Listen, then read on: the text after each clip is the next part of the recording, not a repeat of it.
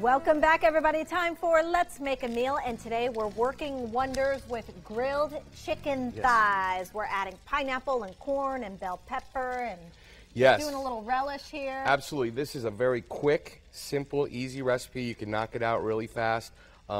Allison and I were talking off camera, and we were saying that we're using it with the skin on, but by all means, take the skin off because it'll be a little more healthy for you. We're just doing this we're fooling the camera. It looks prettier We this want way. this nice color on there. You might not get that same color if we don't do this. When you're using your chicken breast or any kind of protein steak, whatever you're using, you always want to pat it dry before you put any seasoning on it. It also helps it, like if you're putting it into a saute pan or on the grill, it actually will grill and not steam the product, because if all that liquid's on there, it kind of steams it. Doesn't give it that browning color you need.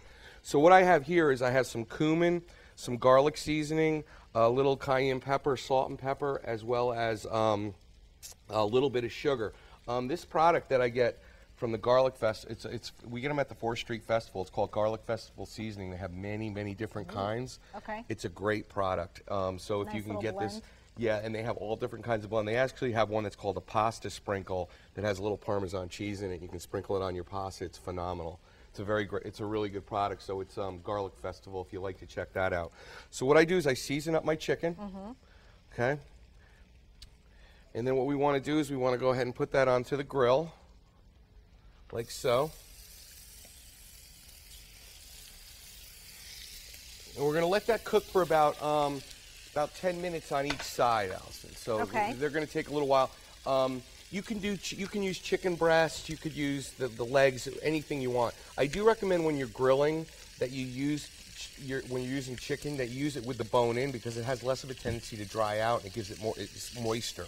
Okay. Okay. So when you're grilling, like sometimes if you take a boneless chicken breast and do it on the grill, if you don't pull it off at the exact right time, you tend to have it could get dried out on you. Whereas if you have the bone in it, it's less likely to happen.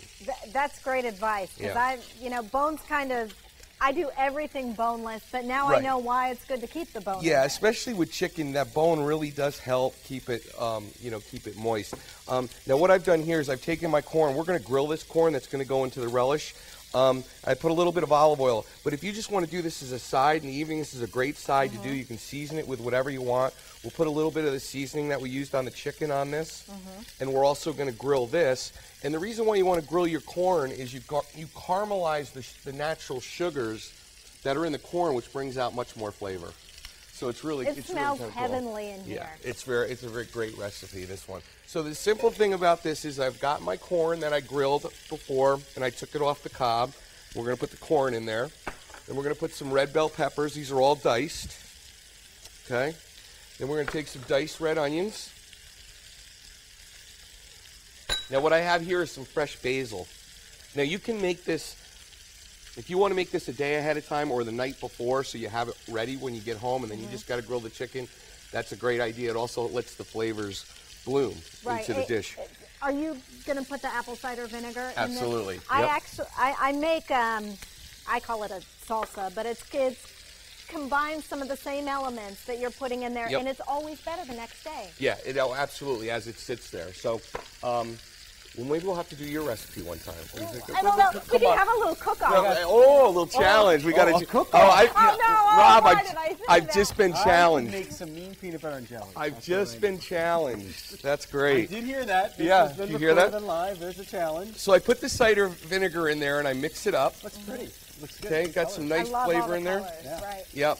So we put that in there, and like we just talked about, if you let this sit for, if you can let it sit for at least an hour or two, but overnight even better, all the basil and everything that's in there, all those flavors will bloom. It gives it that much more flavor. We have about a minute left. Okay. So if you want to serve this, I'm going to do this family style, and then I'll put one on the plate because I know Rob's going to check it out for us here. So family style, you can put a little. You can put a little bit of the salsa or the relish rather. So that's at the bottom. On the bottom, if you want, you can do it that way, and then put your chicken on top. That's pretty. Like so. Spring. We were talking about spring earlier. Spring. That just makes such a nice presentation there. And then you can put a little more on top if you like, and then you could serve that just like that. Put it out in the middle of the table and let the family go for it. And then we'll do Rob's over here. So Rob can taste it. Don't be chintzy there, Craig. All right, here we go, Rob. I don't want to.